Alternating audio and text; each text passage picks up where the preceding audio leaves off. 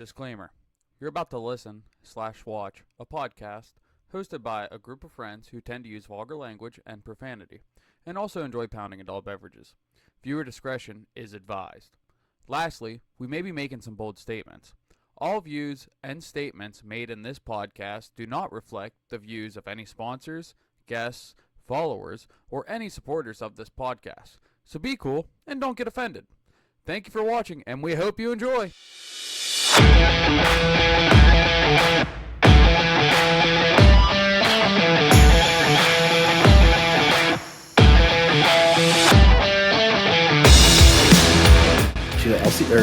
RC racing is boring to watch.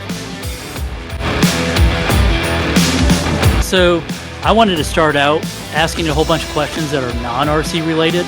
Blondes or brunettes?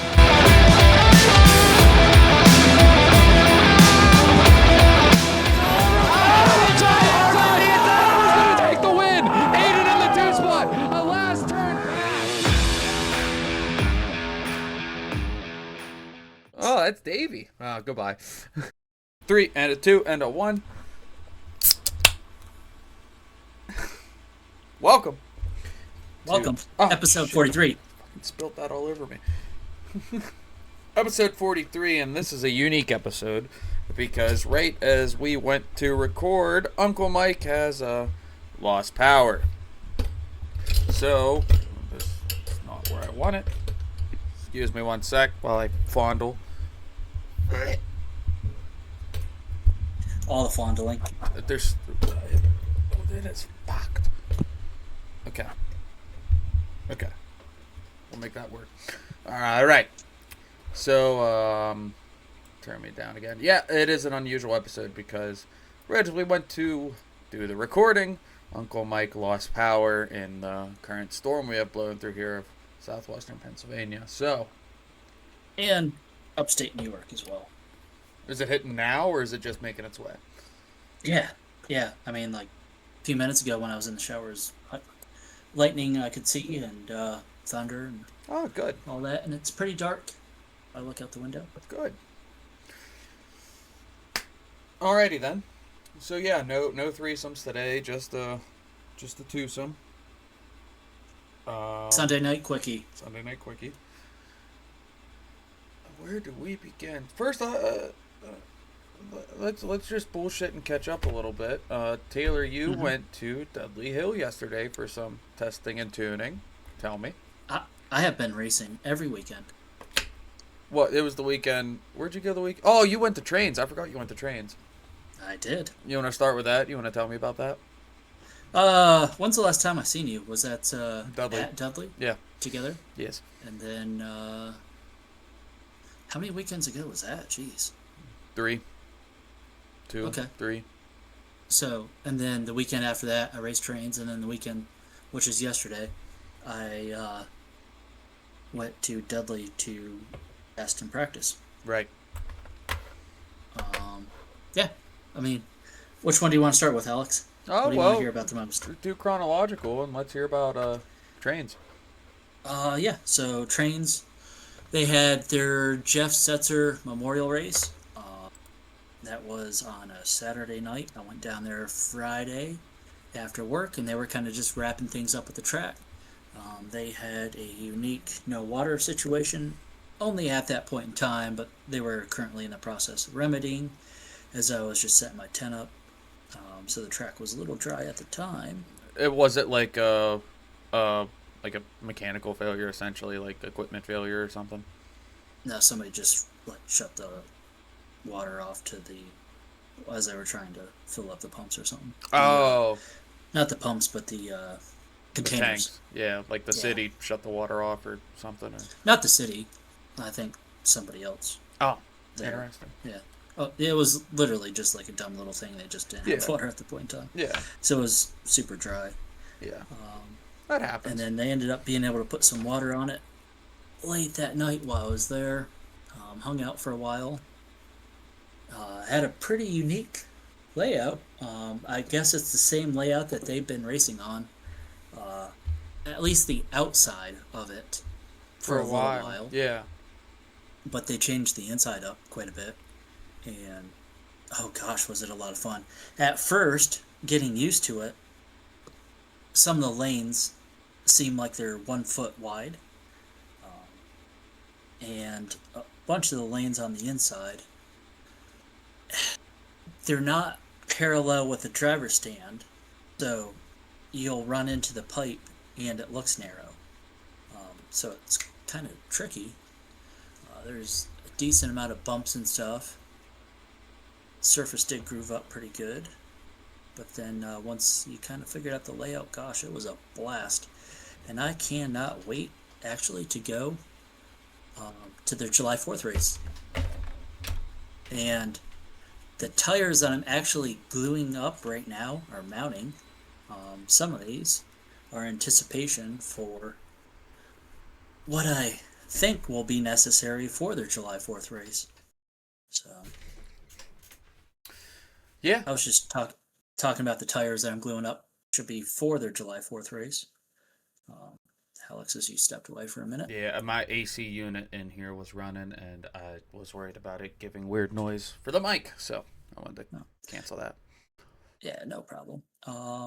But had a great time. Pitted with Yoders and Treff and Big Mike next to us.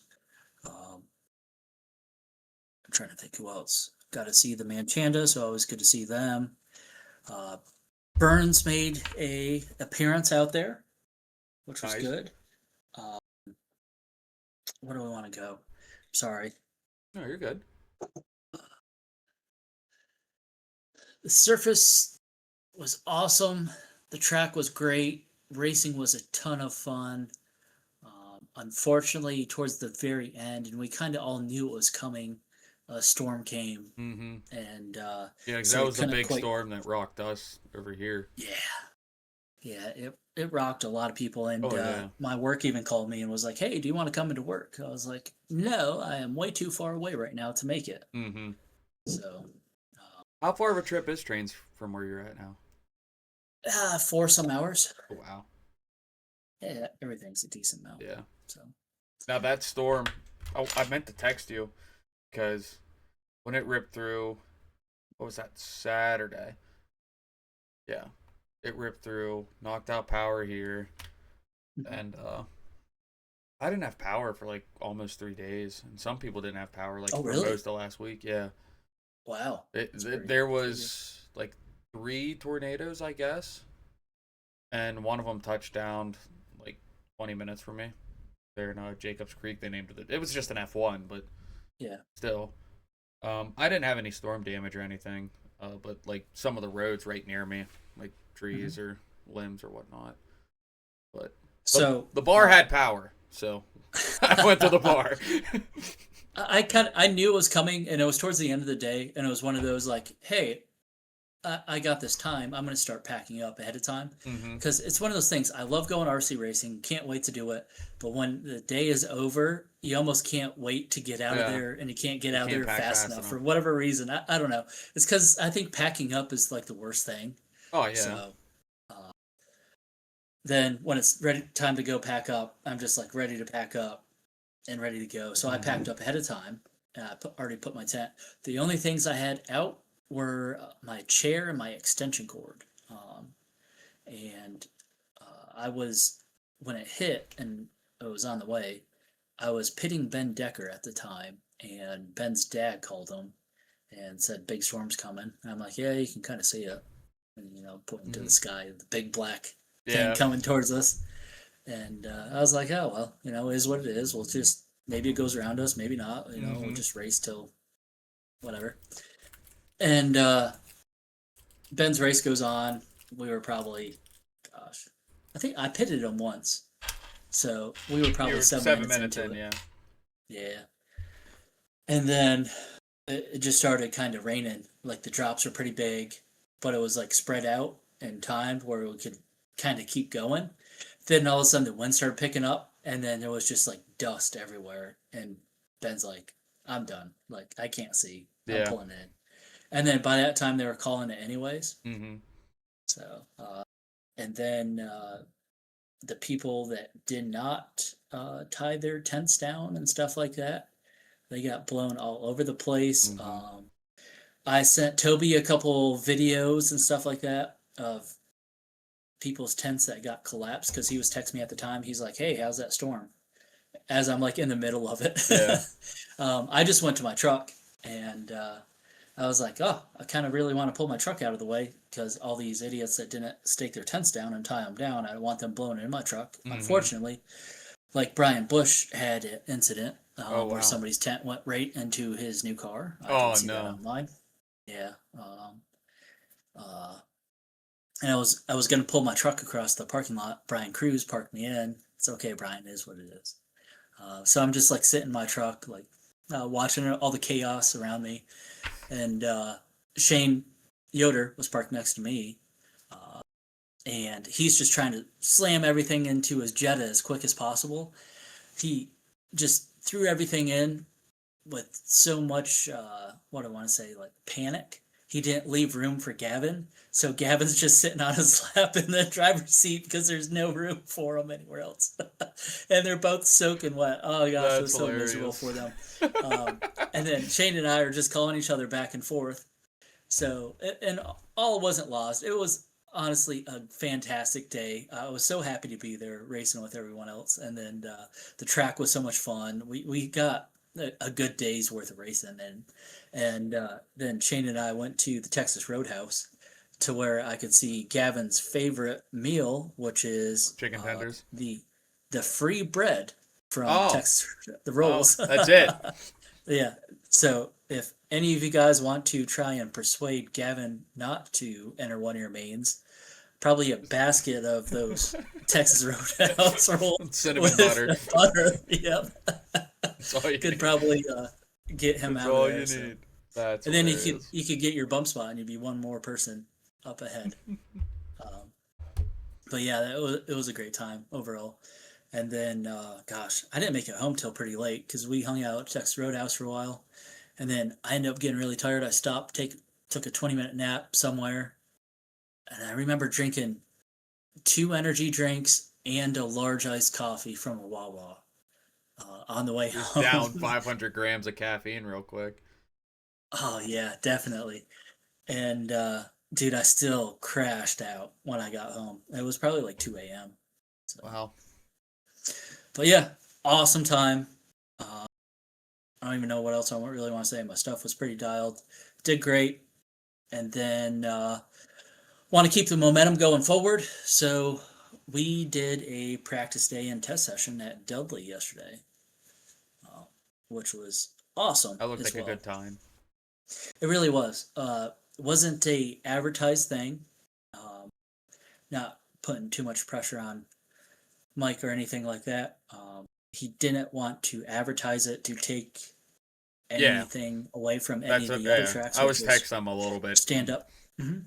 Which makes sense. So it's just kind of like if you messaged him and you knew, you knew. If you didn't, you didn't type thing. So it was very lucky for him to invite us and have us there on his property because he's got quite the facility. I'll say. Oh yeah, it's legit. Mm-hmm. Put some water down and all that stuff throughout the day. But I got very nervous seeing the videos of Gavin running with both of his cars there at Dudley. Cause did you see him? Yes, I saw the videos that Shane posted, and the kid's I figuring out how to corner. Oh yeah, he's figuring out how to have corner speed on the tight 180s. Oh yeah.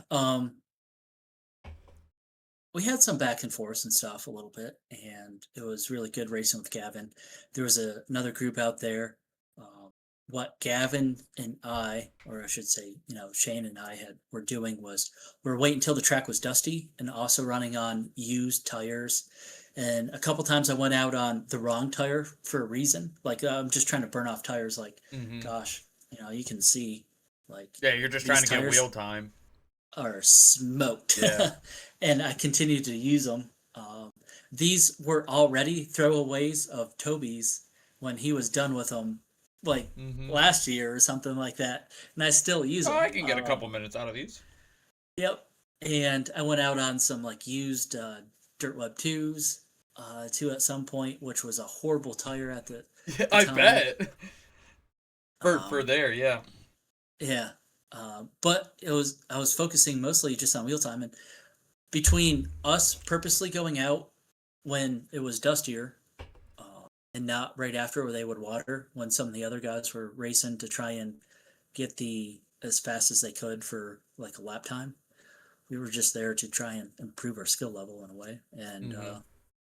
we tested a couple little setup changes, stuff like that. I didn't make a ton of setup changes. I did try a couple different things, which I did find in a different direction I really like. But yeah, mostly wheel time. Hell yeah. Yeah, so after we actually raced at Dudley Hill, I went into full big car mode.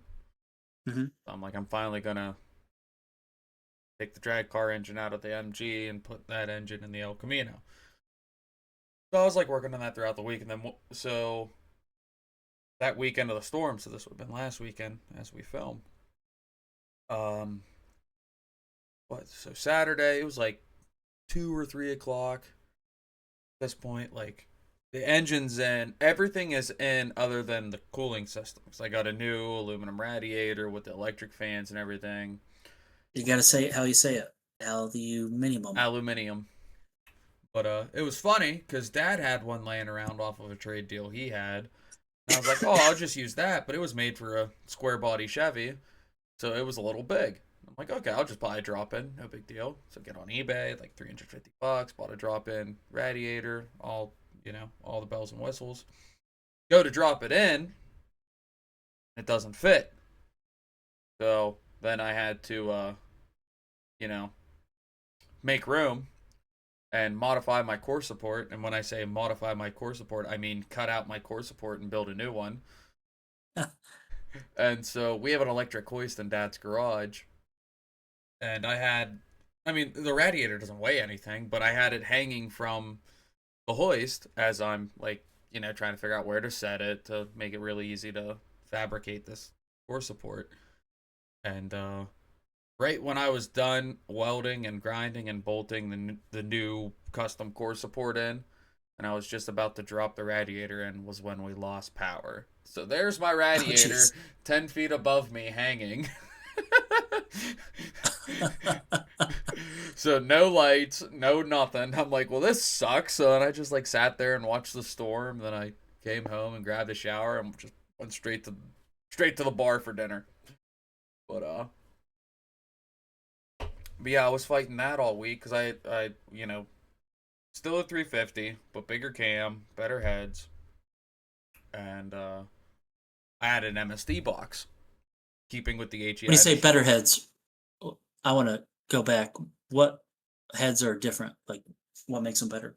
They're blueprint aluminum heads, uh, the big 202 160 valves, the big valve for a small block, 195cc intake runners. They're the a good store bought with the stiff valve springs.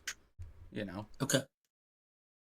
the rotating assembly, other than the cam, which I don't know if you call that rotating assembly or valve train, but the rotating assembly was pretty much the same as the old motor. Because stock stroke, stock bore, flat top pistons, nothing crazy. Cam was much bigger, 560 lift at like 305 duration. I forget the LSA, but it is very choppy. Um, so yeah, I added the MSD box because I wanted to have that capability for down the road.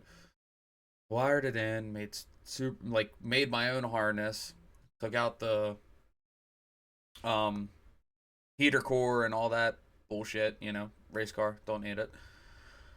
And spent all week trying to get it running just for because it would idle at like 2000 RPM, but would not idle lower. And even at 2000 RPM, like it sounded great. I played with timing all sorts of ways, played with fuel and the auto air control and the throttle body, and I've called Holly 4 or 5 different times. I sat on the phone with him saying I did this, I did that, I did the other, and this is what I'm seeing. All of that just for Friday night for me to unhook the MSD box and just plug the AGI in normally. No problem since. So, what I think, I mean, I very well could have wired something wrong, but I mean, I looked over it a million times and was very careful. But I think just the MSD box with an AGI, with the Holly Sniper, I think there's just too much shit fighting each other there electronically. Because with the HEI, I still have the coil in there. I still have vacuum advance. I still have all that going on. Compared to just having a regular MSD distributor that's locked out and then an external coil. And then running that with the sniper unit. That's where I came to my head. So eventually I'm just going to get like the MSD billet distributor and crank trigger it. But yeah. Mm-hmm. Sounds like you got it figured out then. Yeah, it's running great now. I took it. Went for a ride out to Falling Water, or Ohiopyle technically, but this little like where the Youghiogheny River makes a waterfall and like a nice state park. My buddy and I went out there, no issues at all, and then I had to go pick up my dad on the other side of the mountain, and I tried to do a pull past my old elementary school where it's nice and flat, and flung my alternator belt, which is also what rotates the water pump on a small block. So luckily my buddy was following me and I immediately saw I did that because it wasn't charging. So pulled over real quick, threw it back on. So I got a... Oh, was it easy enough to toss that back on those? Oh, yeah. Yeah, it's a 9/16 wrench and a 1/2 inch wrench and done. Yeah. But I have another, like the wider, basically like a blower belt set up with all the special gear pulleys, whatever you want to call them. I have that set up sitting in the garage, so I think I'm going to put that on it now. I'm terrified of tossing the belt. It, like, when you snap on it, that's the second time when it was in the garage, and I was just playing with the throttle. It threw the belt then, too. But I got a new belt, and then it still threw it, so. But yeah, 6,500 RPM at a daily driver is very new to me. So that's, I mean, in a small block in the El Camino. That's pretty sweet. Nice. Really loud, stupid loud, but that is what it is, though. Yeah, that's the way it should be. And I think I'm on 93 now with it, and I pulling the hills around here, like I'm topping the hills at like 210 on the temperature. So I don't know if I'm gonna run some octane booster or just cut the timing back. So I'd like to. Octane boosters like snake oil for the most part. Really? Yep. So if you read the back of the bottles, what it says is it increases it by X amount of points. Right. And then if you start looking into the points, it takes like X amount of points to actually hit an octane rating, like a full octane. So they really do sell you and kind of convince you to thinking that you're going to put that into 93 octane and then buy this advanced auto bullshit and you're going to have like 100 octane. No, you're going to put that in, you're going to have like 93 and a half octane. It doesn't do hardly anything. I mean, when it comes to some of those additives, like the dry gas and stuff like that, that's great if you have any condensation, stuff like that. I'm saying that sort of stuff is good.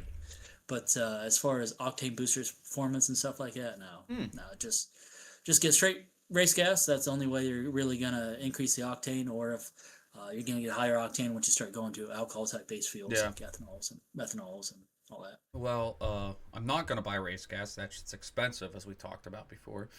Yeah. But it doesn't ping or anything. Like, I'm sure I can play with the timing more. And what impresses me, Taylor, because we were running 110 in the race car with that same engine on a 750 double pumper carb. And I did not, I marked the timing on the distributor and everything, and I'm running maybe a degree difference, which could be a lot. But I'm basically running the same exact timing, just with a throttle body and it being in an El Camino. And that it just how easy it starts easier with that throttle body. Like same starter, same everything. Like I think the Holly Sniper, they just compared to a carb, So It's pretty cool to see the differences there. I figured I'd have to back the timing up like EFI 10 is the degrees. way. Yeah. Oh, I agree. I will always agree with that. Welcome to 1994. I know, right? I'm still in the 90s. I know. You're just now getting EFI as like everyone else in EFI is getting out of even having internal combustion and going to EVs. Yeah, right. I'm just now. I'm not even in direct port injection yet. That's all. That's snake oil. You know, just keep it through the throttle body. Actually, you know what? Did we talk? I talked to somebody recently about this. Could have been one of my employees actually, because they were asking me about it. But you can actually pick up a little bit of horsepower out of direct injection, but it is very difficult to try and. When you get to the performance side of crazy high horsepower, you're starting to machine actually the cylinder head to put the different injectors. No, direct injection is definitely the way. You know, because it's all about atomization of the fuel in the air. So it's not the horsepower gain from the atomization. It's so it's more even, right? So think about what a cylinder can pull in for volume of air.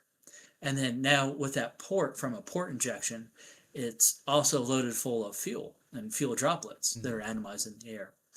So when you're running an engine and then you take out fuel from it and you're just, say cranking it over and all that, it's pulling in, more air. Now, if you can get the engine to pull in as much air as possible, and then after all that air that you can get into that combustion chamber is there, close the valve, and then on top of it, put fuel, you're creating more volume now inside of the cylinder. So that's where direct injection actually increase a small bit of horsepower. There was a race shop at pretty high level, top fuel type level-ish that was doing a lot of testing with that here recently. Well, I also think it's just beyond horsepower gains. I in my mind, it makes more sense because now instead of the atomization going from this one hole that's, this big and then to 8 or however many cylinders you have, smaller holes, now it's just everything's there. You know what I mean? Like that makes more sense in my head to just be more efficient.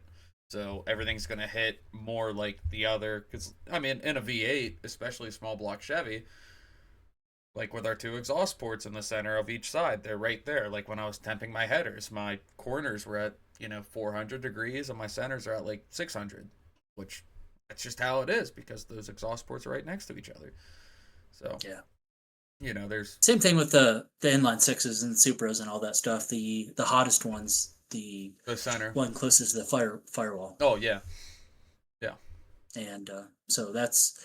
A lot of times when you're running individual-based ignition timing, stuff like that, or Lambda, sometimes you'll either make that cylinder a tad bit richer or maybe take a degree of timing away from it, things like that, just to help preserve the life of those are the things you can't do with throttle body injection. What do you mean? I do. Fuel injection? Yeah, port injection. You can put... port. Yeah, that's what I intake mean. manifold. I'm sorry. I can't put more fuel into one cylinder. Yeah, I got you. Yeah, that's what I'm saying. You're throttle. Sorry. Like, you might not see crazy horsepower gains, but you can do stuff like that, and it's just make the motor run a lot more efficient and longevity and all that fun stuff. But I do think I'm gonna devise some sort of better intake system. Because cruising, like today it was warmer, so it sits around like, if I'm reading it right, the map air temp, which would be measured right there at the throttle body, so, at theoretically the coldest part of the intake system, it was like 110 cruising. So I want to see if I can get that down a little, because, probably at the intake it's closer to 200, I'd say. But 110 isn't horrible. No, it's not terrible, but... And then also, most of those sensors are very slow to react. Okay. It wasn't until the last couple of years where a lot of people started investing time and upgrading the sensors that are on the market available to close to actual live reaction. So if they get saturated with heat, it takes a long time for them to start reading that too. Yeah. It's like if you were to put your car in a dyno and be monitoring the air intake temp with the majority of sensors on the market, you wouldn't really even see what it was on that dyno pole till minutes later. No, and that makes a lot of sense because when my belt flew off after I did that little pull, my water pump stopped, so I immediately stopped and shut the car off. And, anyone that knows anything about cars, even though your coolant's sitting at 190 or 200, if you shut the car off, it's going to get warmer, Yeah. So when I fired the car back up, of course, my coolant's at 220, 230 or whatever. And, but the air temp sensor read like 140 or something. And it wasn't until like 3 miles down the road when it finally started going back down. But in reality, as soon as you put it in the wind, it's going to go back down, Yeah. So, yeah. Fun how all the science works. But, So you ready to go back to little cars now after... No, not yet. I'm not done yet. No? I'm still scared of it. Still putting it through its paces. And then... We're talking about your Techno e-buggy, right? No, we're talking about my El Camino. I took it for a cruise today, though, to go watch my buddy play in his band down at the one festival. And then took the long way because I wanted to test out my fuel mileage, which I found out has to be really bad. Like, really bad. Like, I put 15 gallons in it, drove... It's a 22-gallon tank. I don't know how much was in it. But I put 15 gallons in it, drove, I don't know, 60 or 70 miles. Then I put 5 gallons in it, drove up the mountain, put another 5 gallons in it. Don't know where I'm at, if I'm full or not, but because the gauge doesn't work, but when it's full, it runs out the sending unit seal, because I must have screwed something up there when I did all that. But it's not great on gas. Yeah, I'm getting that impression. Yeah, that's my point. But it sounds like the next upgrade you should do is a fuel level sensor. Nah, I like gambling. I just surprises. Yeah, well, there's a way I learned after overfilling it. Like, you can hear when the fuel is coming up the fuel neck. That's when you need to stop because it's going to start overflowing. Or you just fill it up until it starts overflowing, and then a mile down the road it stops. Yeah, but, and it smells nice. Yeah, awesome. Well, no, this is just regular gas, so. Yeah, just, yeah, that was sarcasm. Yeah. It doesn't smell if it was 110, I'd be in your boat, but yeah. 93, no. But that's all I got on big car stuff, so I can finally do little car stuff now. I'm gonna try and pick up my big car, bring it up to my new house. Oh yeah, you still have to do that. Yeah. Where it's at right now, you have to drive through a grass yard, and with the rain that we've been getting. On a slightly banked hill, it's not very favorable. It's like, geez, when am I going to pick this thing up? But we need to. I mean, obviously not this summer. Like, I don't even know about. But like, point is, 1 year, we need to trailer our cars down to Ocean City, Maryland for cruise week, or even Rod Run in Tennessee. That's a long trip to Tennessee. Okay, well, fucking, I'm saying I would love for us to meet and do a car thing together somewhere. Okay. And we would have to trailer both. I know yours is even worse on gas, but be fun. I like cruising. So. Me too. Yeah. I do have that thing, although I forget about it for a reason. That is to drive it every once in a while. Yeah. Well, with with the old motor, not that it got great gas, but I don't know, probably got 10 to the gallon, So I would drive it all the time. And I found out the reason it was leaking coolant was not because of the soft plug rusting out, is because the block was cracked.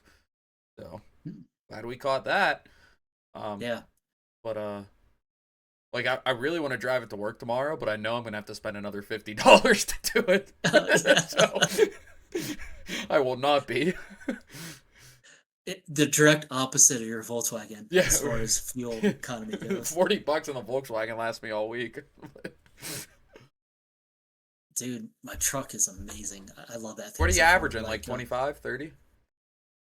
Yeah, sometimes around 30. It Yeah. just depends. I Like, bet. depends if I drive it like an a-hole or not. Yeah.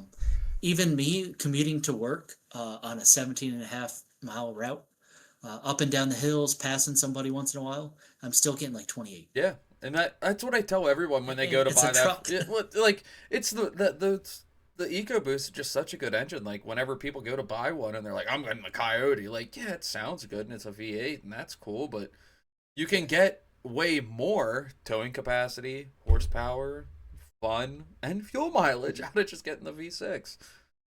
And a couple little add-ons and stuff I've done in the truck, picked up, gosh, more than 100 foot-pounds of torque and all Yeah. that.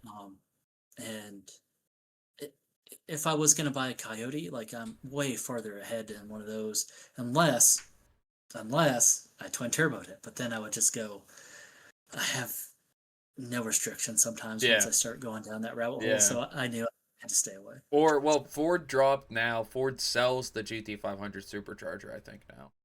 With a warranty, yeah, Yeah. you can buy Yeah, that. you can just buy it. And it comes like you get the tune and everything Yeah. else with it. You just put it on and it has a warranty. It's There's pretty that sick. too, I you like it. know. That's the route I'd go if I had a Coyote. Yeah. Somebody that goes to LCRC has a black Mexican GTR, and I kind of wanted to ask and see who it was. Rewind. What What? do you mean by black Mexican GTR? So a Ford F-150 is known as a Mexican GTR. Expand. It's like the new street race truck. Just what they say. Yeah, that's what Okay. they're called. Oh, Mexican I GTR. thought you were It's- just being like fucking. No, legit. Like especially if it's a single cab, F-150. And I mean, they are race trucks. That's- You know, that's you it called. you get one with a Coyote and twin turbo it or supercharger, and you're Mhm. 800. And I mean, look at what Brett LaSalla did with Snot Rocket on a stock bottom end. Yeah. Like Mhm. the Coyote's a great. yeah, that engine. and a truck. Yeah. It's a Yeah. complete sleeper. Yeah, Like it is. they're pretty sick. I love them. But yeah, somebody has a black one, and it sounded a little hopped up. And I seen it at the last event, I think I know which one you're Sounded talking great. about. Yeah, and I'm like, who has and it's that? lowered. But Yeah. yeah, looks good. It sounds good too. That's my favorite thing about this engine I put in the Elko is just at 800, 850 idle RPM. It's just so when I just pull into park and you know it's like the young dudes and young women they're like but then there's Yeah. that old head back there. Hell yeah, brother! Like I know. literally at the gas at Sheets today when I stopped for gas when I was on top of the mountain, you know, I had to like do a wrap around because it was so busy, and then found a spot, pulled in, shut it off, and this guy was like 3 pumps down. He's like, "You don't put race gas in that?" And I was like, "Well, believe it or not, no, don't need it." And he's like, "I haven't heard an engine like that in years." And he started telling me about his 396 Chevelle he had back in the day, and like. That's what I love about driving old cars like that are camped up. You just meet Yeah. so many cool people that are like, yeah, you know, I got this in the garage, or I had this back in the day, and it's fun. I love El Caminos too, and so does my dad. And we got dinner here recently, in like a week or two ago, and we were driving around somewhere, and I was like, "Hey, look, somebody's back there. There's an El Camino." Like it's one of those things that just stands out. Oh, And, yeah. as like time goes on, I have like more and more like respect and love for like the old cars too, Mm-hmm. because like whoever's driving that and keeping it up, like yeah, they're definitely a car guy. Yeah, so. yeah. I mean, it's like, it's crazy to me to think about, even like 10 years ago, like when my truck's a 95, you know, like 10 years ago, they were not like a dime a dozen, but like you could get them for a good price, like a 90s Ford pickup, even with the Power Stroke in it. And like I was even real proud of it in high school, but like, you know, everyone else had something 90s or whatever. It was 2016, 2017. But like now, you don't see them on the road, you know? It's very rare, let alone seeing something 70s or 6 like there's still some people in my area that are daily in 70s F250s, you know? Yeah, they're rusted Yeah. out or got a wooden flatbed, but like that just shows how, you know, good cars used to be. But on that note, let's get back into baby cars after this quick commercial Before we break. even do a disclaimer, No, I'll add that in somewhere. I always, Yeah, we'll just toss that I in. always forget the disclaimer. Yeah. Well, yeah, we'll definitely need to use that before all of that. So for now, let's hear from ACS real quick. Tony and Colleen at ACS, they're doing always fun stuff with the mini Z's and the micro B's and the 1RCs and all sorts of the RCs. It's all there. Monroeville, PA. Go see Davey. So is little Davey. Yeah, you Yep. go on a Sunday, you'll see Davey. And yeah, thank you to them. So, how do you hobby? At ACS Hobbies, we've got everything to fuel your passion and spark your creativity. Whether you're into RC cars, model trains, boats, or planes, we have a huge selection of kits, parts, and accessories. Need paints or tools? We've got you covered. Test your skills on our RC crawler course or race on our oval track. There's always something fun to do.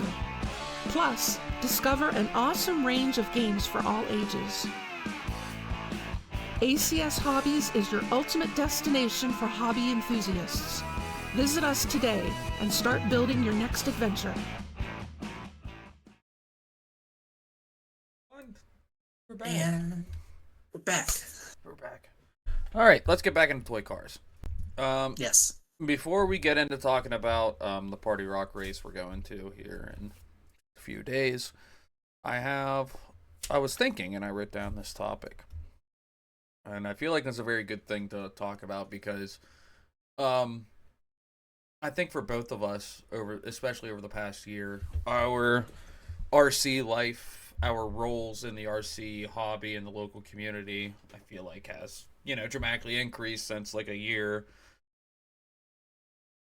ago, between this whole thing we do where we talk into a microphone and people like to hear us, and you're doing the Mugen thing, I'm doing the announcing thing. Like, point is, we're seeing a lot. I don't like to believe it, but yeah. Yeah, we're doing a lot more. It's becoming more of a part of our lives, which it's great. But we get to see a lot more at the bigger events. We get to hear a lot more from people and whatnot. So the bland question I have is compared to a year ago, like almost calendar date to calendar date, how do we feel the hobby is sitting right now? Like people, I think go ahead. Amazing. Yes. And it keeps picking up more people. I see there was at Trains and Lanes here just the other day, people there for their first ever race of an RC car. Mm-hmm. And they were bringing in people too that haven't ever seen RC races that are kind of just local. Mm-hmm. And my kind of local track, Macon Tracks, the club racing up there, I keep seeing new faces. And although that isn't like a big track on the circuit, that's how people end up becoming people on the circuit. You start small, a little club race every once in a while at your local track that's nearby, fun on a wintertime activity, then all of a sudden it kind of expands from there. So I think we're very fortunate to have some of these smaller tracks to start breeding the new racer, whether it's a young kid or even somebody older retired, that'll end up start picking it up and it'll start being their passion to doing it every weekend, kind of like us now. Mm-hmm. And the fact we have so many tracks locally now and they're all racing all the time, events on top of events, and still getting turnouts. Park Lane just had an event today. I didn't look and see what they had. Rock Creek had one yesterday. 412 race yesterday. I think yeah, WO 412. race yesterday. Yep, WO did have a race, gosh. And then that's just a random weekend. Mm-hmm. Like it's not. Yeah, those are all. And they're not any big events, it's just club races Yeah. and stuff. And then on top of, gosh, look at the turnouts that we have at LCRC now.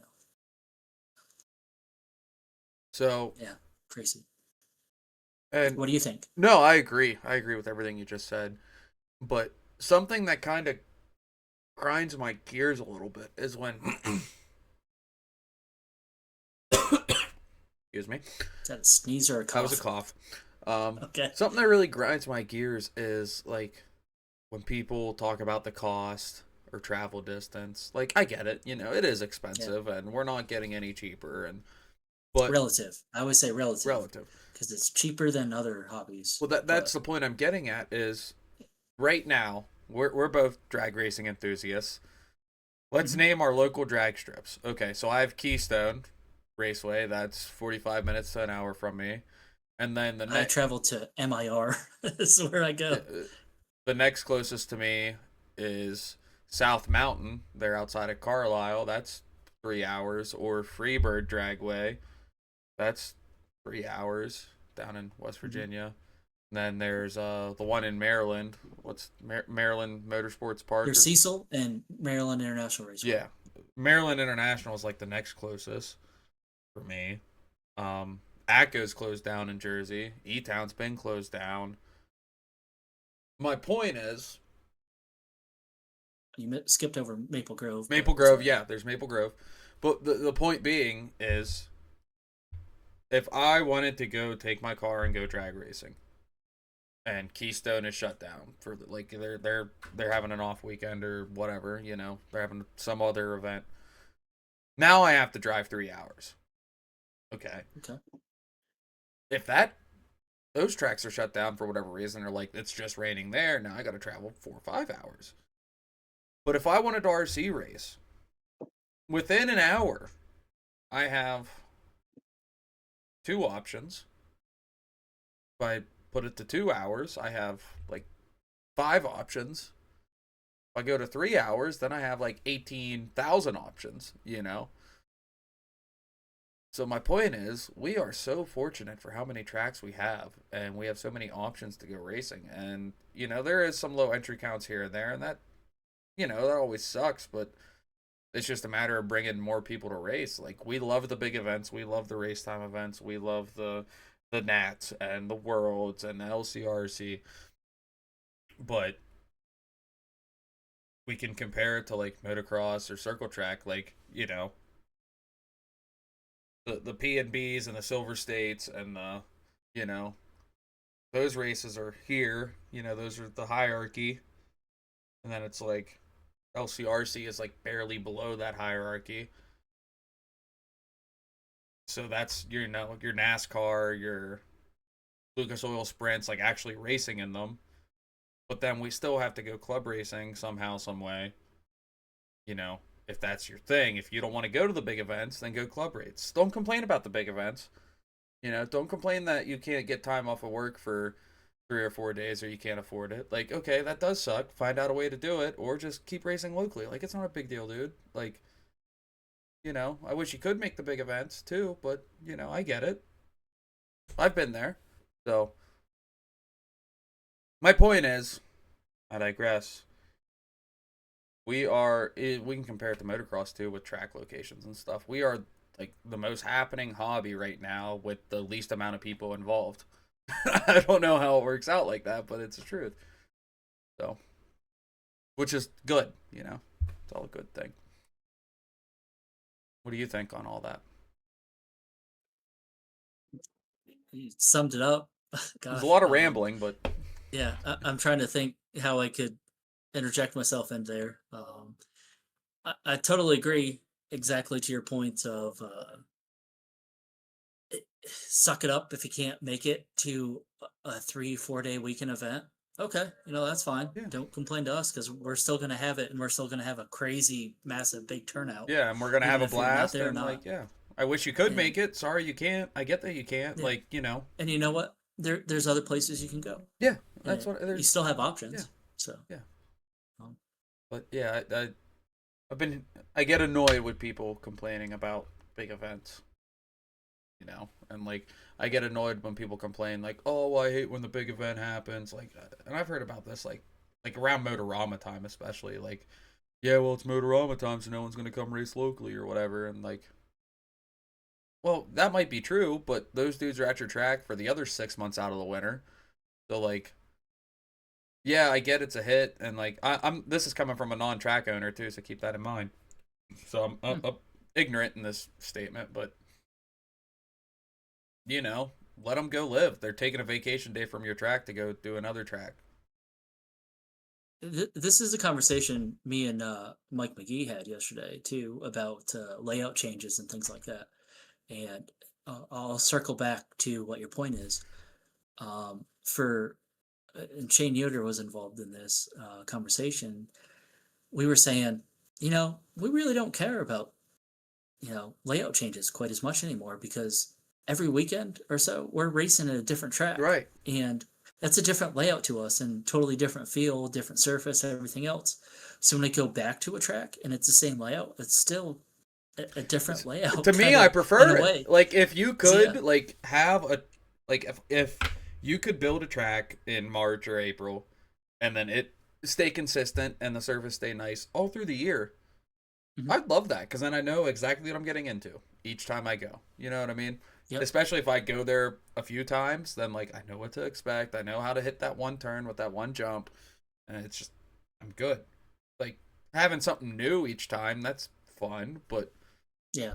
It we're the is, only and hobby that does that. not Other that not that I hate it, and all that, but sometimes the amount of work that a track owner will take on in order to try and do a layout change, I'm thinking like, man, if you just relax a little bit, and it'll still be all right, and we'll still love the place.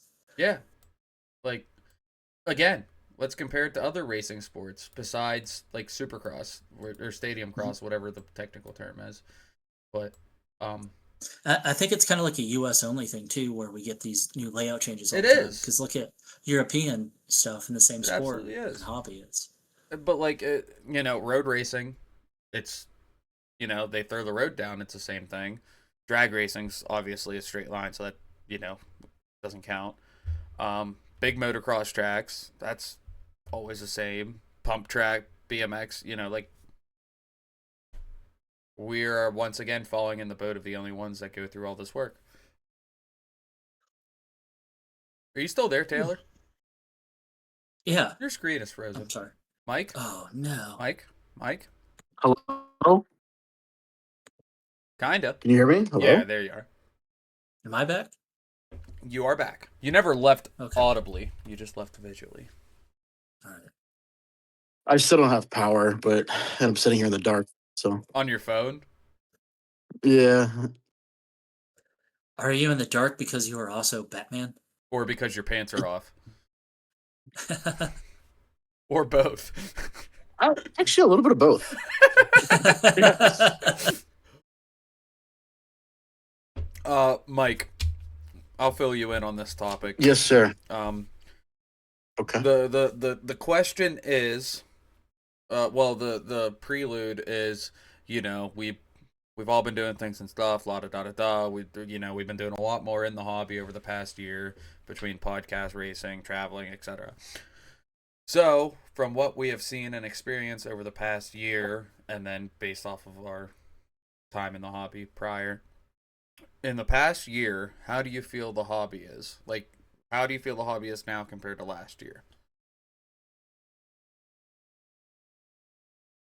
Compared to last year, I think it's too close of a time frame. You don't notice any growth, any better things going on. I mean, the biggest thing. Oh, so okay. In that sense, the biggest thing I noticed is outdoor 10 scale because it was Yeah, team yeah. associated. Oh yeah. Um, and like the ONS series, I think is great for that. Oh yeah. It's really bringing that back in the spotlight. Um, Real quick, I want to dive into that right there because mhm. in America, outdoor is very much so, from what I see, going like to only 8th scale, which is cool, But when you're trying to get people in the hobby, they're like, "Oh yeah, man, I got a slash," and you're like, "Yeah, well, you need an e-buggy, and it costs this much, and by the time you're all said and done after batteries and an ESC and blah blah blah, now you're $2,000 deep." And they're like, "Nope, don't want to do it anymore." But now that 100%. Now that they're doing ONS and everything, now it's like, oh, you can get this RTR thing and you're, buy a used rig and be $500 into it and go try it Two out. other things on the same page as you, Alex. The people that are just going to buy something to get into the hobby, what are they going to buy? Usually a Traxxas product. Mhm.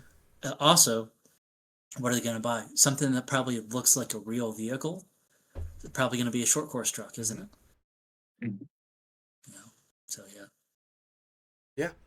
So I really hope this ONS deal, which it's obviously doing really good, but I hope it just like blows up in the meantime too, and then I hope there's an effect from that brings some 10 scale, and like we need 10 scale specific tracks too.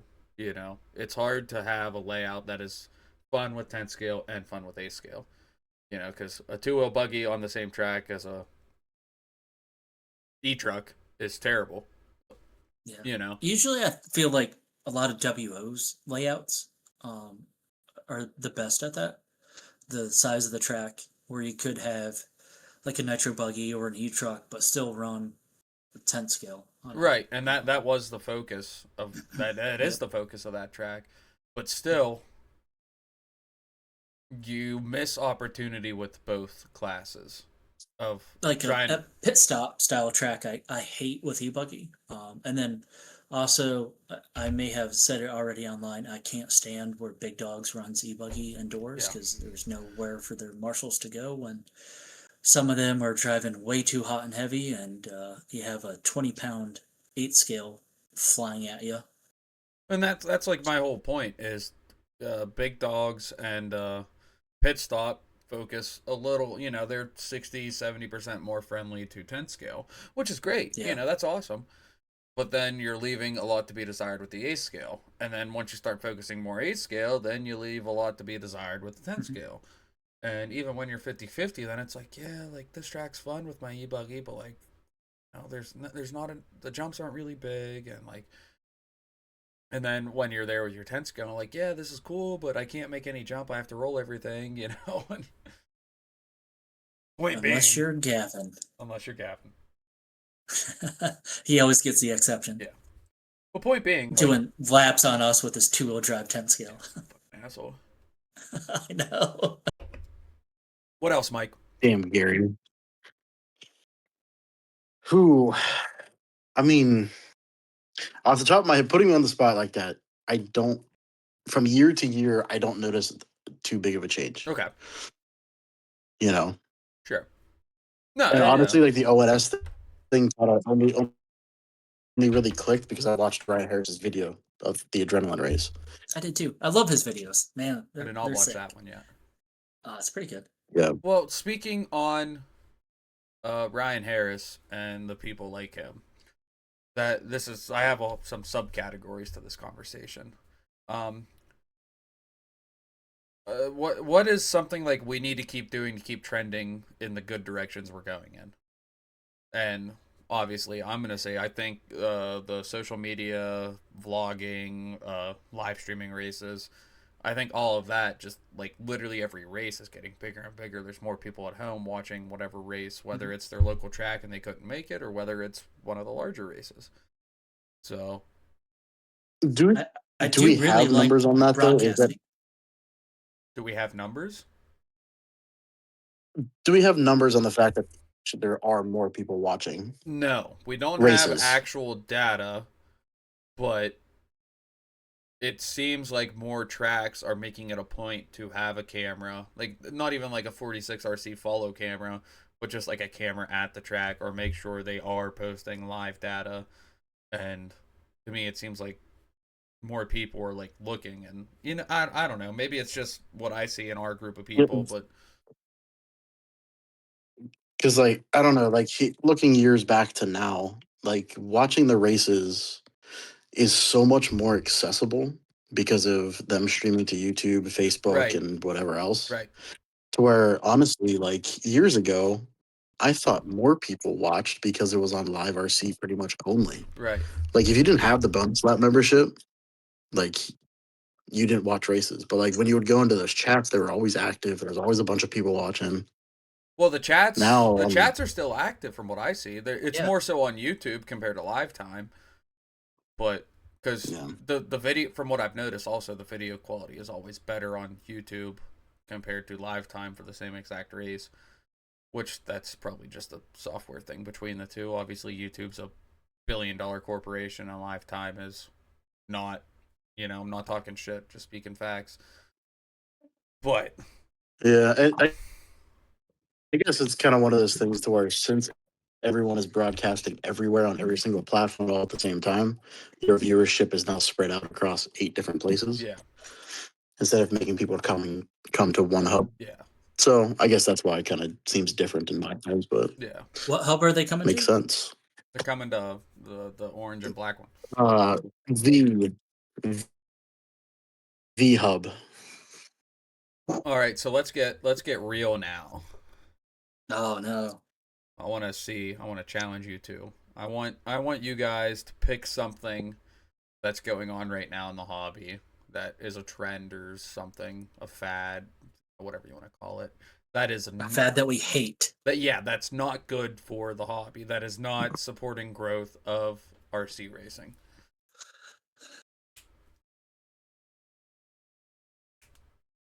Hmm.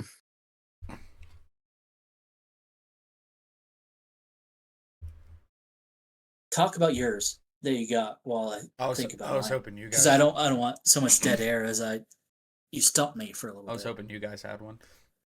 Not like right away. Um, Oh, you know what? Trends that we hate and stuff like that. That's not good for the hobby. Your contracted customers are, AKA your 10% off sponsored drivers and stuff like Yes. that. well, so I agree, but I feel like that's a horse we've beaten so much, and we could make our own podcast out of that horse. So I'm not discrediting you, but I am saying you can't use that one right now. But also, not that all of them do it, but some try to do posts, and if they weren't a contracted customer, would we see less online presence of RC spread amongst Mm-hmm. and possibly in front of non-RC people if we had less contracted customers? Mm-hmm.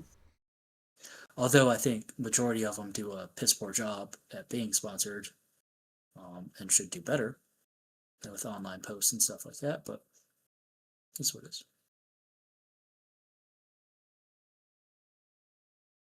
Let's see. Something I don't like that's going on that we haven't really talked about. See, it's a good question when you don't have an answer for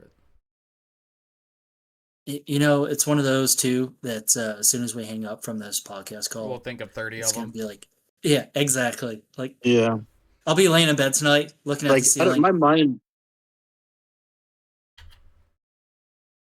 my mind keeps going to and it's nothing against certain organizations and stuff, but uh just piling and piling entries just because you can, when does that actually hurt the program Doing what? versus like a capped entry? Oh, Like I yeah, don't yeah, want yeah, to, yeah. instead of like Yeah. capping entries. Yeah. So in I don't know, just as a prime example, just because it is that race, right? But like P&B, you're getting 800-900 entries. At what point is it too much? Hey, I'll say this though, as for somebody who's never been to PMB yet, so take it with a grain of salt. You know what you're getting into when you sign up to that race, though. so Oh, true, 100%, and that is the argument too. To where if I'm going to PMB, I'm expecting that to happen, and it is what it is. But I don't know. That's not my actual thing. It's just I don't know why my mind kept going to that. And then But AMS, I believe, where it is a capped entry, that sells out decently quick.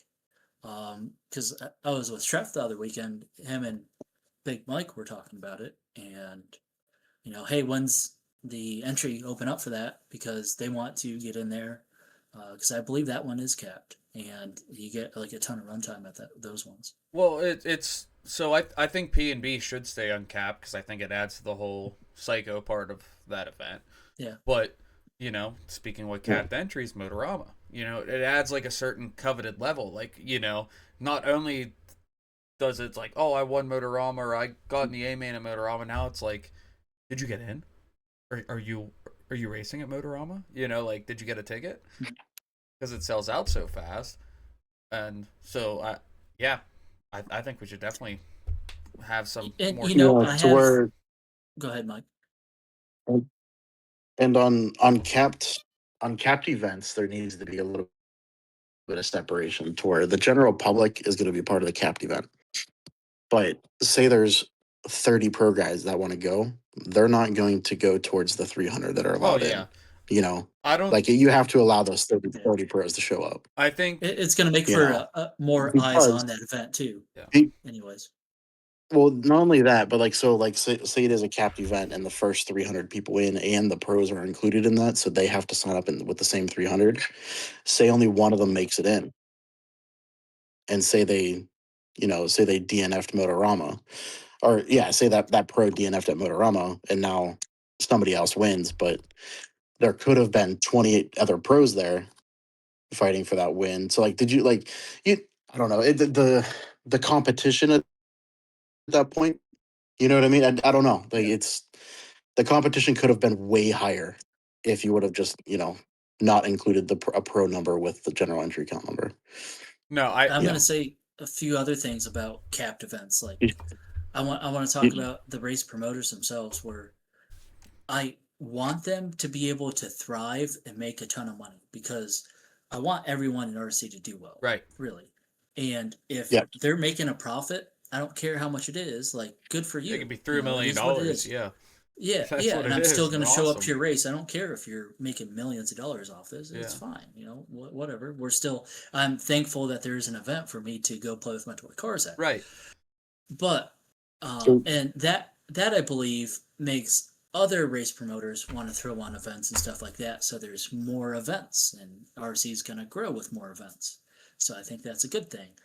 The only time where I don't like it is if, and I believe it was Silver State, where he advertised that there was going to be a cap and there wasn't a cap. That's the only kind of times where I'm like, that was shady, Mhm. But other than that, like, hey, if you're going to be able to throw on the event and the event happens, if as long as you're not too big for your britches and we can finish the event in the allotted time of the weekend, I'm cool with that.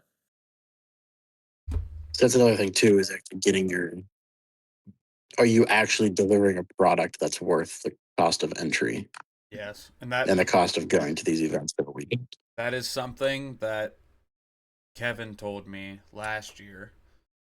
One of the late night back of the shop, pondering life, and that's what he told me was he feels with the product that him and Krista and the LCRC crew put together, that's what the entry fee reflects.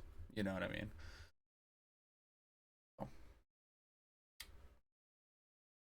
Yeah. Yeah, it's pretty okay. And Yeah, it's all right. I mean, and bias aside, it's almost as if they're not charging enough for the product Yeah. that they deliver Agreed. and the amount of time they put into it. Agreed. Yeah, But it's a whole that's- different level than any other event that we go to. So But that's also the glory of what makes it even better, is because it's not like P&B or Motorama where the promoter, whoever, has to pay the event itself to exist there or pay for the grounds for the weekend. That is Kevin and Krista's property. Like, yeah, whatever, there's a mortgage payment on it or whatever, but they don't have to rent it out for 20 grand for the weekend. It's it's theirs, so they're able to throw a bone to the racers and charge a little bit less. In my mind, I don't know. Yeah, and that's great. This is just what my mind put together. But and also it means it's not going effectively anywhere. what? Yeah, they're undercharging for delivering. Yes. Yep. Okay. but I still can't think of an answer to your question.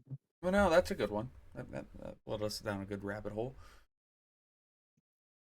But yeah, Yeah, but it's not really. I don't know. well, no, because like speaking on the capped entries with the pros, like I think if you have like if you're a factory driver, like if you get your chassis for free, like not even catching a paycheck, because obviously if you're getting your chassis for free, you're good enough. But like if you are a factory driver, you should not count towards that cap. If you decide that week before you're coming, because there's only, you know, 30 people in the world of RC racing or whatever that actually get some level of free shit. So that's not gonna hurt the entry count. That's not gonna hurt the program. What No, else but I is? mean, Oh, go ahead.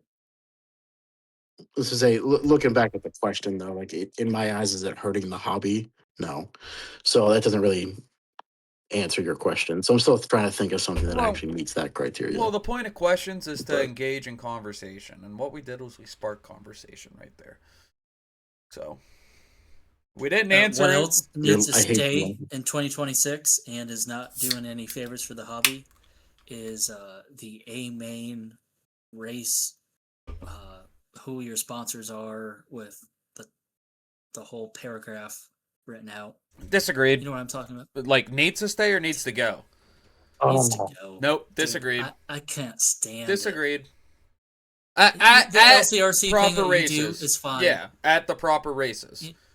But the when you're watching, I don't know, say PMB or something like that, and we come up on the A main, Oh yeah. and then you hear Lance or whoever is announcing it for like a 15-minute, like, oh gosh, Ryan Mayfield sponsored by Techno and Futaba and everything else, and we Bye, already Scott. know what he runs. Yeah, sorry. Don't offend my man. I That's my boy. I did It's just like- think of, What's that, Mike? I did just think of something. So Well, there was say a it. short that I saw. Yeah, I can't hold on. Get it out. Yeah, say it now. This is a time podcast. There We was a don't got short time that I for this. watched a little while ago, right? And the short was about the RC racing program as a whole. It shouldn't be called RC racing. It should be called RC qualifying. Oh, that was from And Lefty's podcast with what's his name? I'm so sorry I forget his name, but that was from Lefty's podcast. Max? No, not Max. It was one of his guests. Max. No, the Okay, yeah, okay, Yeah. yeah. but go on. Anywho, yeah. So I partly agree with that. To where we do spend a lot of time qualifying, and then come Sunday, we're on the track for 10 minutes, Yep. and we're there for 8 hours. Yep. Yeah. So like thinking about it, like I don't know. Ever since I heard that, it kind of hit home, and I know I don't know. I think it was a hump day. LCRC was talking about maybe adding another race program or something, and replacing something on the schedule. And I've just been trying to think of a format to where it's like nonstop the entire weekend. I don't know, something different. I think heads up racing should just become the standard, honestly. And that's where my mind keeps going, Yeah. is to where like it's nonstop heads up racing all weekend. And then there is still like a final showing on Sunday. Yeah.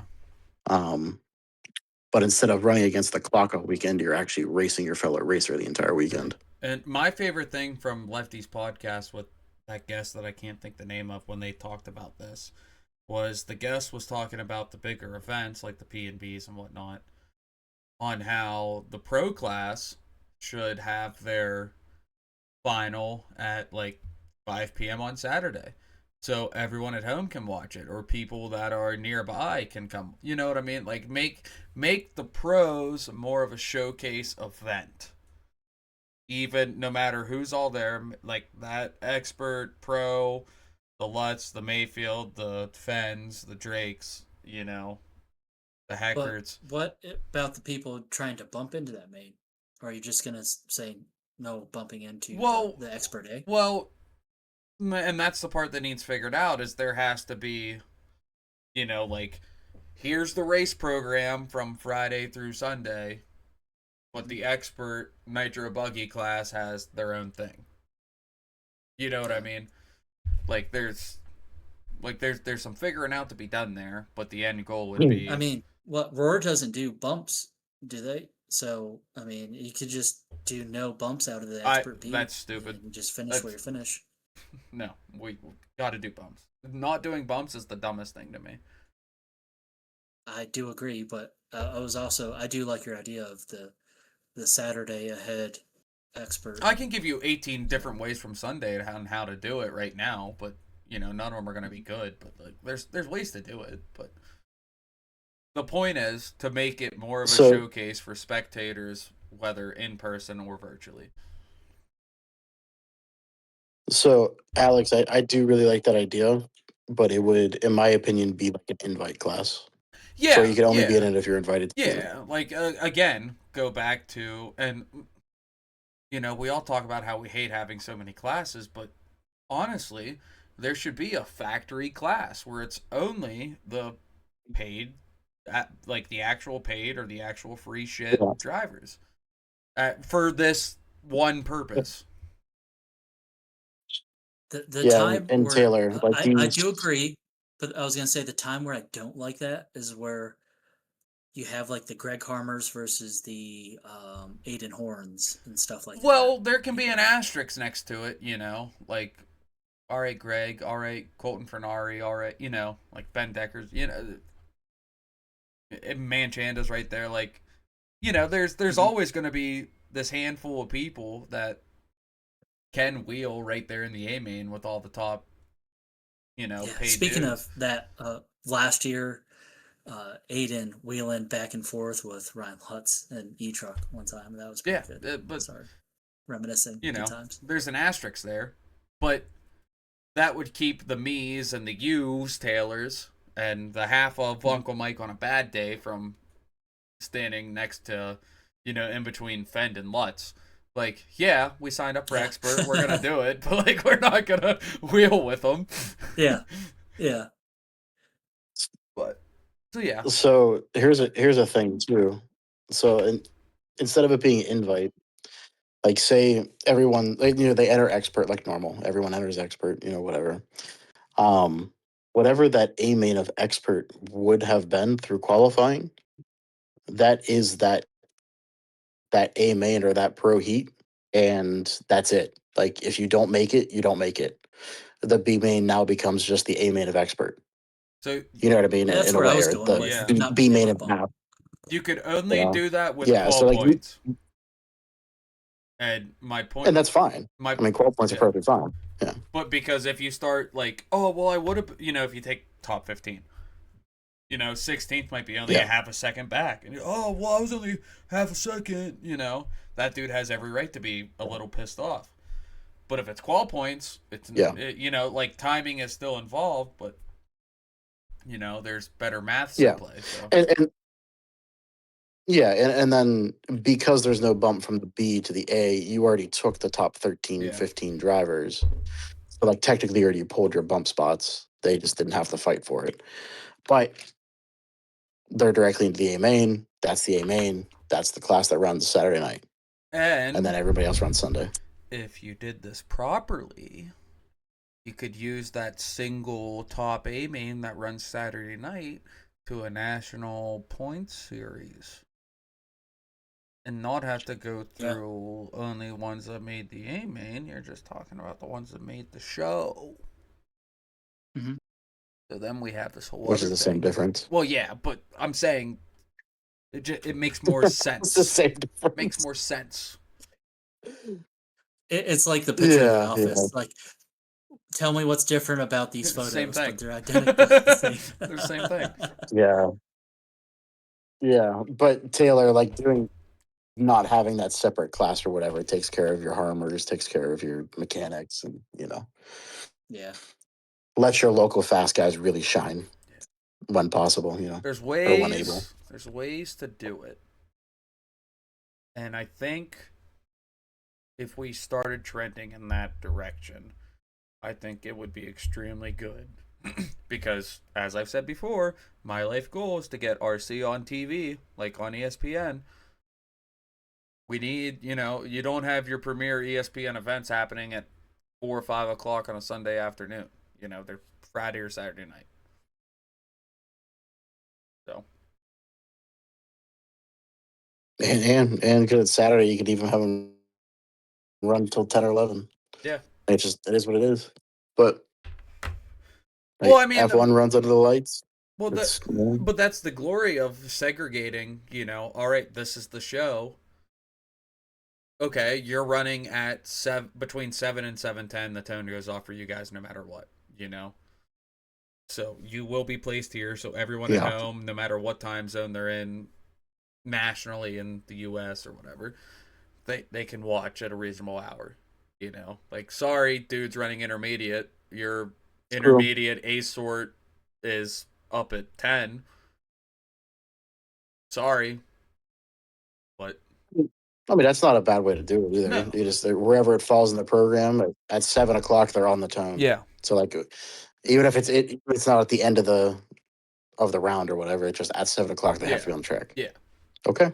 And like And we finish the rest of the program afterwards. You can plan that when you set the timetable and create the heat sheets. Like, it won't be like a big shock at 6:30. You're like, all right, pro guys, you need to be ready in half an hour. Like, no, we'll figure it out at 9 a.m. Like, yeah.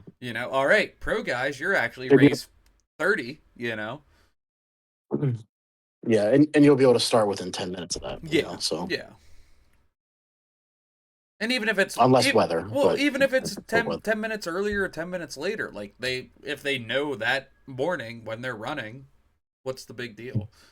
Yeah, for viewership though, it can never be early. It has to be on time. Oh yeah, but So we agree.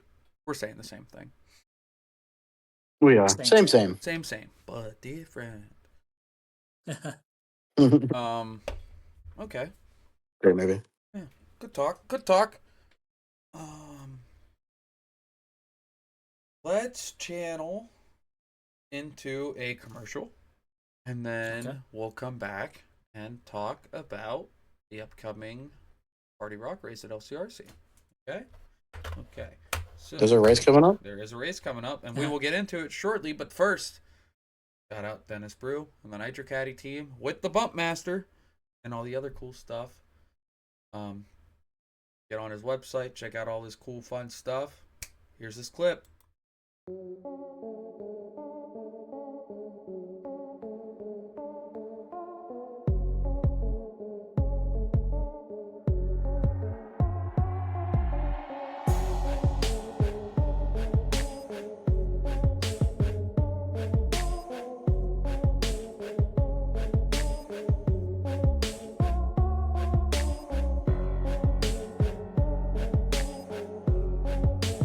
It's a starter box adapter plate. I got tired of the pins moving on me with the boxes. And what this plate does is it affixes the four corners of your chassis to the starter box.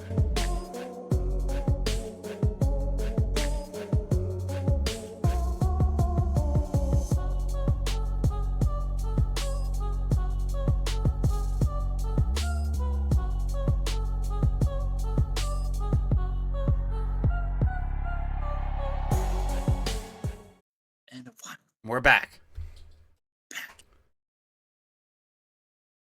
So yeah, there's this race coming up. Ryder, are you ready to go racing? I didn't know it was a race coming. Ryder is so ready to be in the camper. Was he ready for cuddles? Yes. Who's a good boy? Who's a good boy? He is extremely ready for Uncle Mike Cuddles. Oh, he's definitely also ready to lick some Lauren toes. Or Chris Patterson toes. Who knows how it goes. But yeah, we got Oh, he licks Chris in the face. we got the old Party Rock race coming up.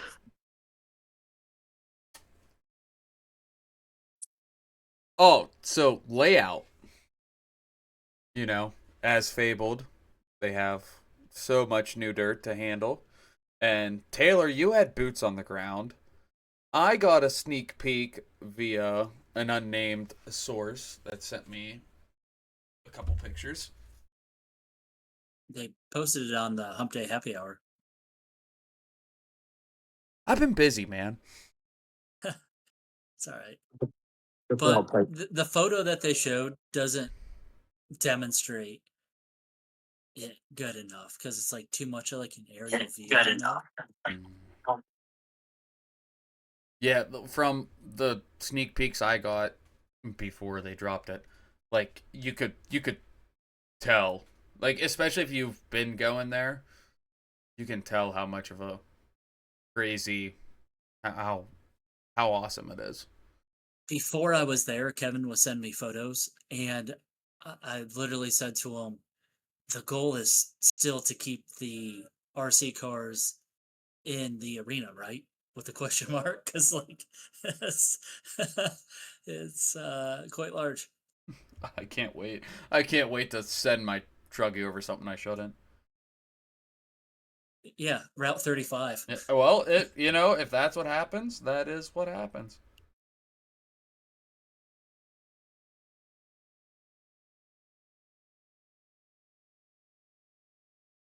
Alex is gonna end up on Harry's grill being cooked.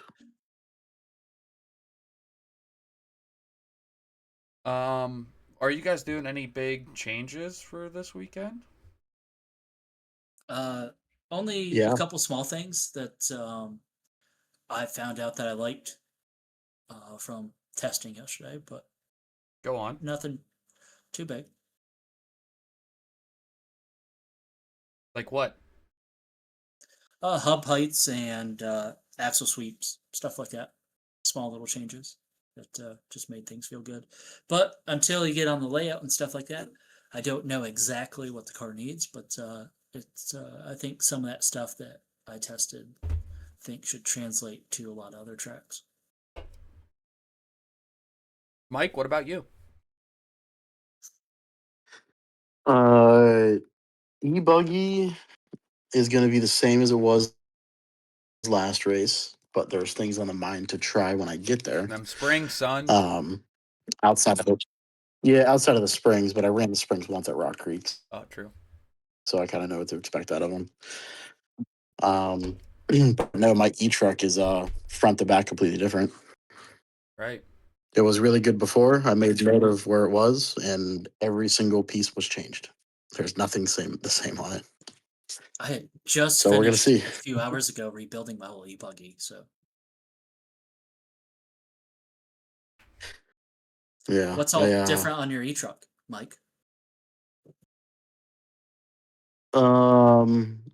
So the steering spindles are different. The Ackerman's different. The pills are different.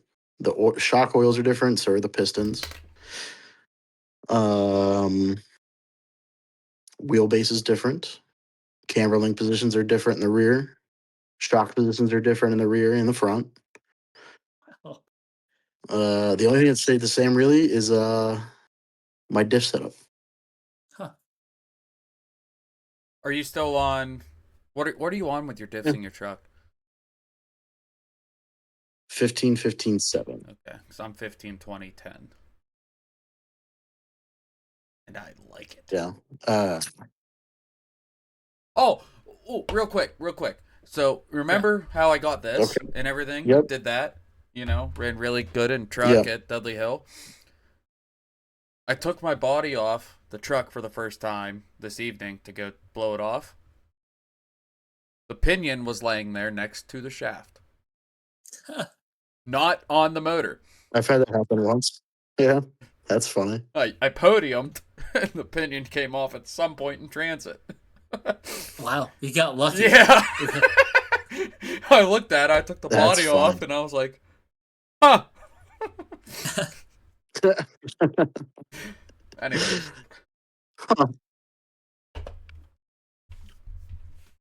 What about you for Ironically enough, changes, I had the Alex? exact. What, Mike? Let's say, ironically enough, the same thing happened to my truck in a qualifier. It fell off and just sat there. Didn't hurt anything. Yep. Just sat there. I was like, hey, put me back on. Yep. Please, sub, when you All have a right. moment. Yeah. No, for me, I'm putting in the fancy Coyote ESC in my e-buggy. Which brings me to another discussion.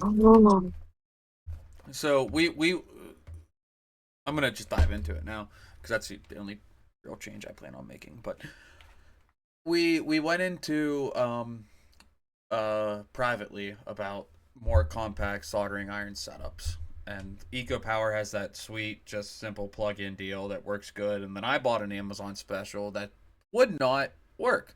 I mean, it worked, just did not get hot enough to do what a soldering iron does.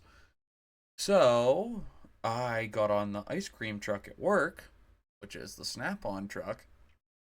I said, "You got soldering irons?" I said, "Yeah." For 99 easy payments of 105.99. Anyways, What do you got? Huh? butane. This is the stand. Butane. There's the solder, the magnet that holds the thing in, a sponge, and then a bunch of extra different variations of tips. Huh. For $200, I got this and a free hat. I was just gonna say, what was it, $700? Well, I spent $400 because I got a used scanning tool as well, which I got that for a steal. But anyways, I'm gonna try using that to solder in the Coyote ESC to see if I want to go punch my Snap-on dealer in the mouth or not. So. Take videos Yeah. of either. I want to see both. How the solder iron works and you punching the Snap-on dealer in the mouth. But yeah, I mean that's everything you need to solder right there, you know. So it's a lot more compact than what I was using. Besides the Amazon special I got, but so curious how that'll work.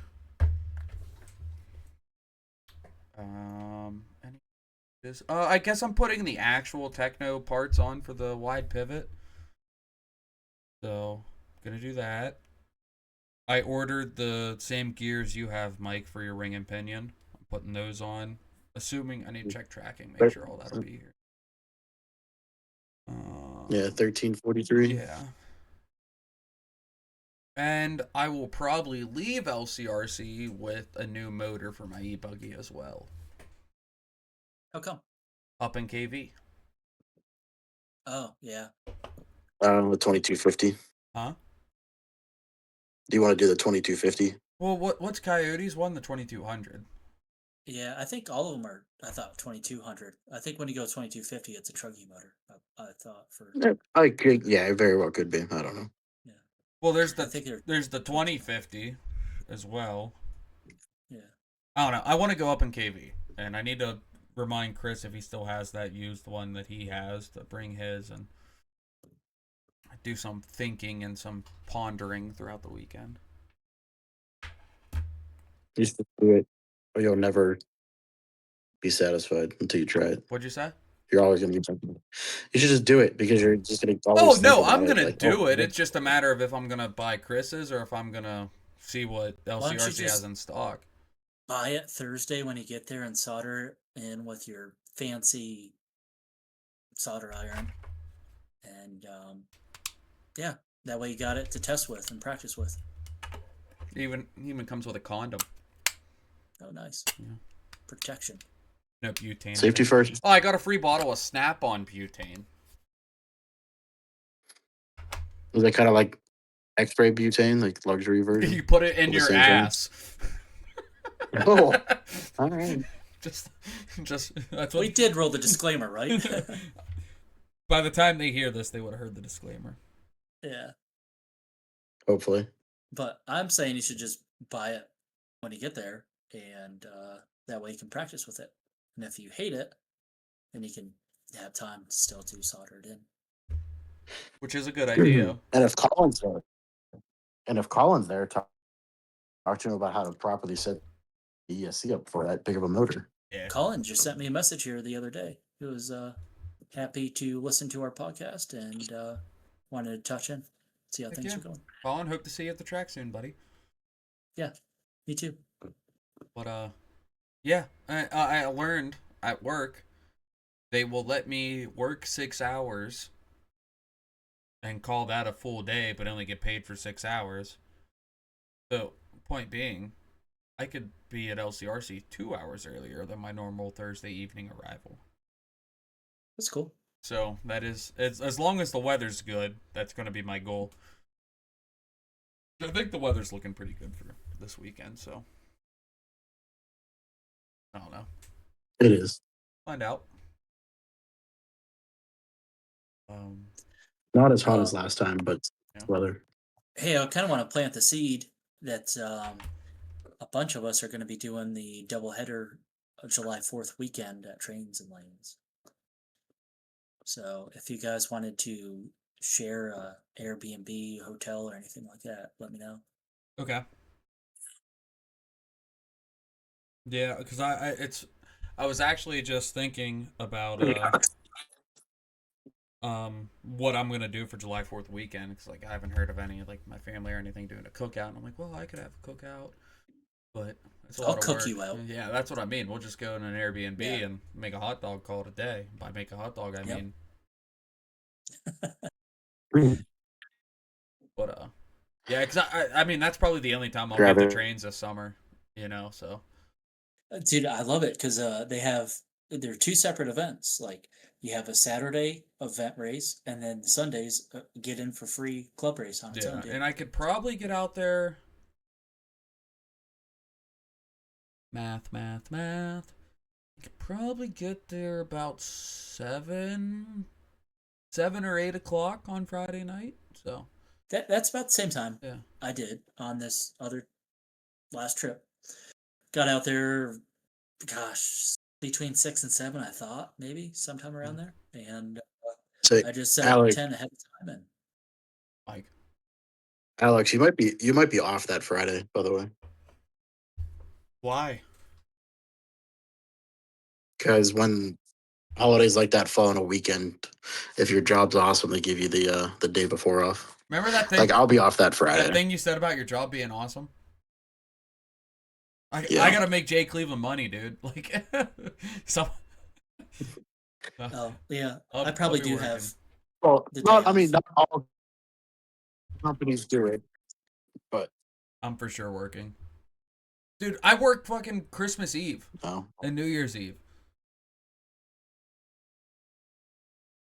I ain't got it like you, Mike. Yeah, I did that when I worked retail. Yeah. I pretty much worked Christmas Day and Thanksgiving Day Yeah. for 9 years.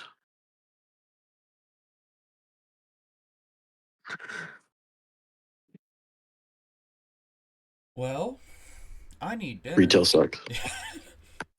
Any guesses for top finishes for? Oh yeah. Do you want to Play the game. Okay, let me get the pen and paper out. Mike, I want you to start. Top 5 Nitro Buggy finishes. Did we ever? Top 5 Nitro Buggy. Okay. I'm gonna go. Ethan. Hang on. Okay, go ahead. So Ethan, Joey. So this is 1, 2. Yep. Yeah, Ethan, Joey, then we do Greg, Schreff,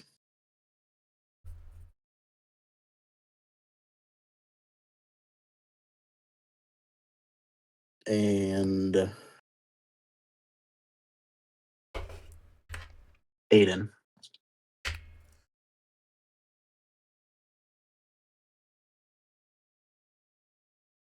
Taylor? I was in between Aiden and Ben. Do we know if Joey's showing up to this one? We're assuming. We don't, but Yeah. Okay. I know I had a talk with him. That's and he was saying he was going to try and make a bunch. And So I think he said he was going to, but gosh, I already forgot. So let's do this. Let's have an honorable mention. So you get a 6th place basically in case one of your top 5 doesn't show up. Okay. So Mike, back to you. just put me down for Ben. Yeah, do Who'd Ben you after say? Aiden. Ben. Yeah. Okay. Okay. Taylor. I'm gonna go Joey, Harmer, Scheffler, uh, Aiden, Manchanda, then Ben Decker. How many was that? Joey, Harmer. Trev. Or Bourdon, Harmer, Schraff. Who's fourth? Mm. Did you say Ethan? Oh, I didn't even put Ethan in there. Shit. Fuck him.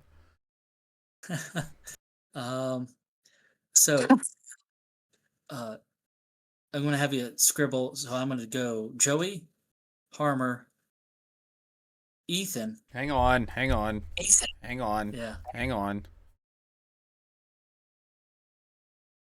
Okay. Joey, Harmer, Joey, Ethan. Harmer, Ethan, Scheffler, Uh-huh. Manchanda, then Decker.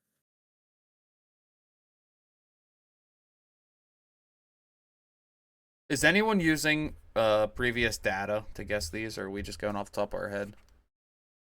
Top of our head. Okay. Top of our head and kind of trying to remember what happened. Well, last yeah, I time. mean, we Yeah. aren't Yeah. physically Yeah. looking Yeah, at live mostly time right thinking now. of- yeah, That's mostly what I just mean. thinking Yeah. of Okay. how it finished sometime last. Because I was about to pull out live time, but if you guys aren't, then I'm not going to do it. Okay, so Yeah. And you know who shows the up most I once did, in a while Alex, is is those Katas, and they could be a wild card in there too. they Yeah. are a wild card. But the only thing I did, Alex, is I texted Joey asking if he was gonna make it. That's all I did. Did you get an answer? Not yet. Nerd. Okay, I'm going to do Harmer, Ethan, Joey, Ooh. then Manchanda,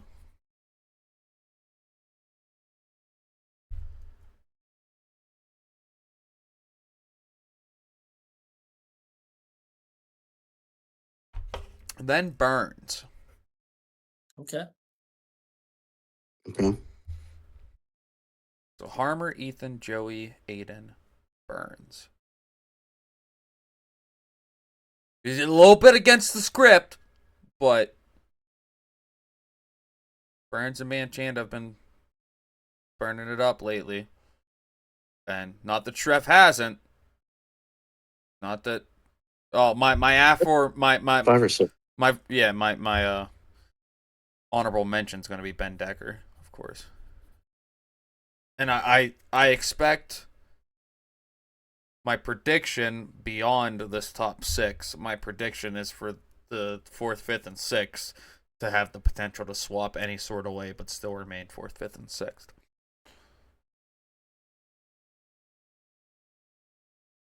So here I'm gonna throw a random one out there, right? So this is for the expert e-truggy class. Who do you think is going to win that class this weekend? Hang on. Since we're playing I'll leave it. games, let me Only the top person. Who's gonna win? hang on. Then I'm going last. Oh, okay, I'll go first. Why, do you know something that we don't? Mike's gonna say me. Probably. Probably. Bo Yeah. Jornhorse is making a return. I didn't tell you guys. No, he's not. I tell you, he's not. Expert e-truck. Just kidding. He's driving my truck. Let me think. Expert e-truck already is a wild card class. Oh, you said e-truck or not nitro truck? E-truck. Oh, It's already a wild card class, so that's what makes it fun. Oh yeah. it is. Who won the last one? hmm. I don't even remember. I just know it wasn't Thomas Kaufman because he didn't run e-truck. I don't think he has a e-truck currently. That's why he didn't run him. I don't remember who won.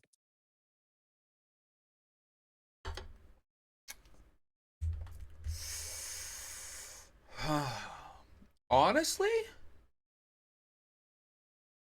Actually, I think it may have been Ethan.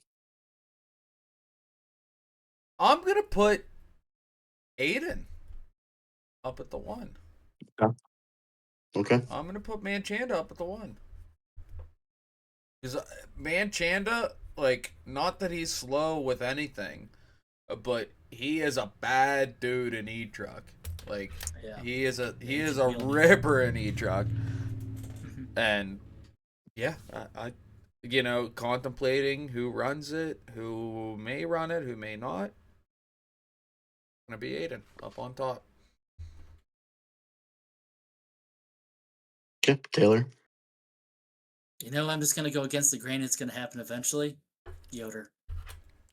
That Might not be this weekend. that was another but one. It's gonna happen. Yeah, And we've been working on his stuff. he's got his corner speed down. And yeah, it's gonna happen. It might not be this weekend, but it's gonna happen. Good pick. There's a top 3 in the near future for Gavin for sure.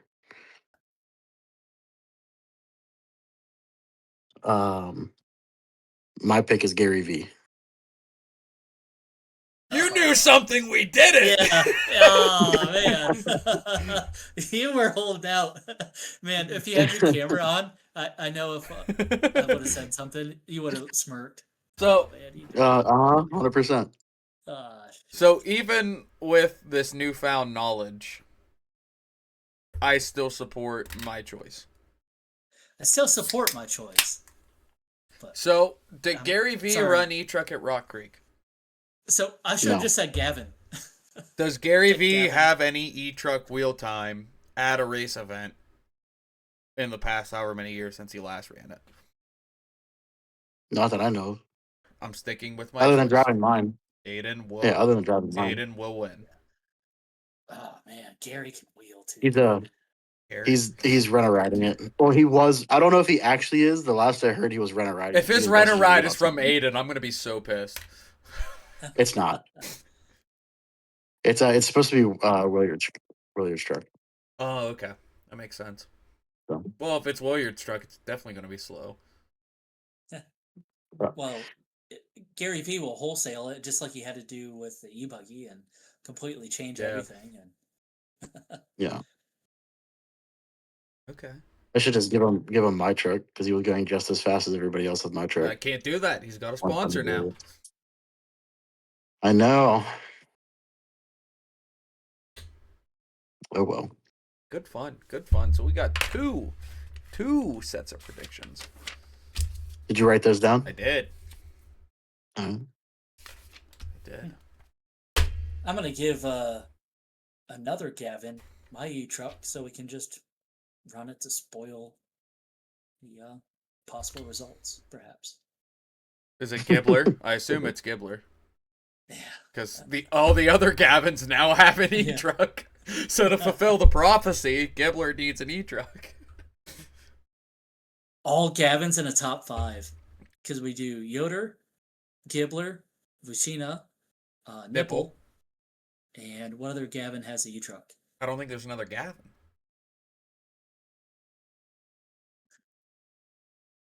We'll come up with one. Maybe one will We show need a up. top 5 Maybe of all one will Gavins. show up. Maybe we'll have a brand new driver to LCRC named Gavin that is a bad dude with an e-truck.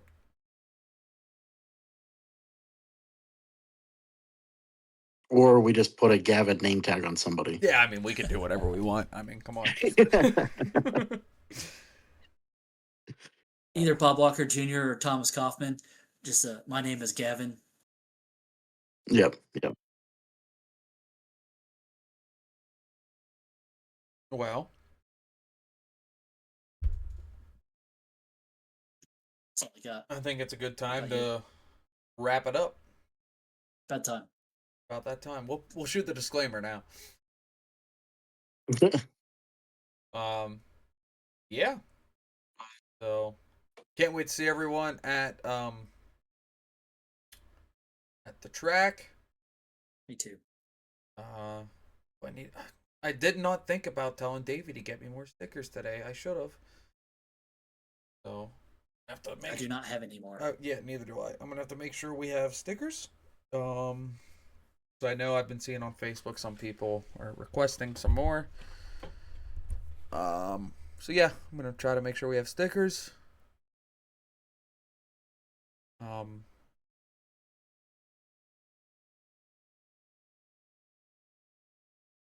know why my mind's going blank, but yeah, we're gonna call it a podcast. Episode 43 is out. Let's go ahead and do the thanking bit. So yeah, shout out ACS, Nitro Caddy for supporting us.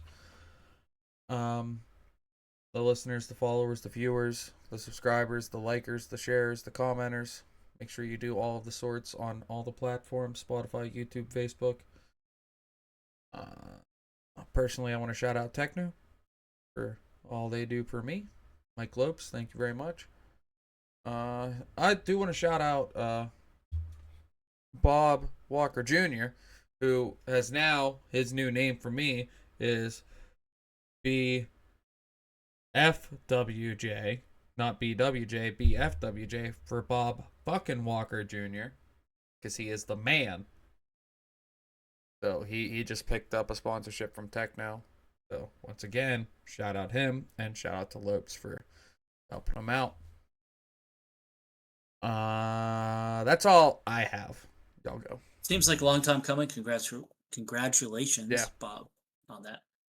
I want to say thank you to Mugen Siki, Tim, if you listen to this, Adam, Drake, if you listen to this too, and of course LCRC, and FT Designs for my paint jobs, and 46RC for the broadcast, and always being able to sit me down backwards on the track. Yeah, that's it. Thank you. Mike! I mean, you guys have pretty much covered it all. So just, again, thanks to all the listeners for, putting up with us for the last, however many hours upon hours you guys listening to us. Appreciate you. Yeah. And Crispy Paints. And Crispy Yeah. Paints. Chris had to he hasn't told me, and I'm not putting any pressure on him, but when I hit the telephone pole at the last LCRC, I made a sunroof in my brand new e-buggy body.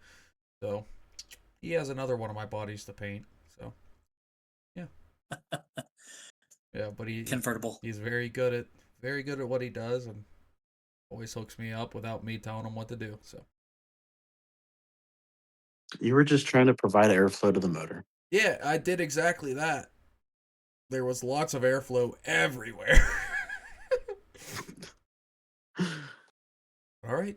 Thank you for catching up with us. Hope you enjoyed. Don't forget to like, subscribe, share, all that fun stuff. And leave a comment.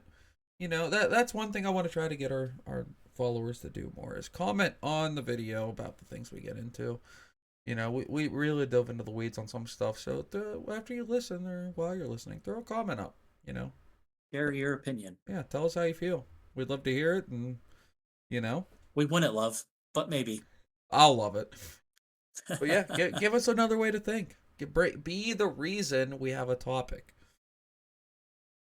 So, yeah, we're gonna close it out. Thank you. See you soon. See ya. Bye.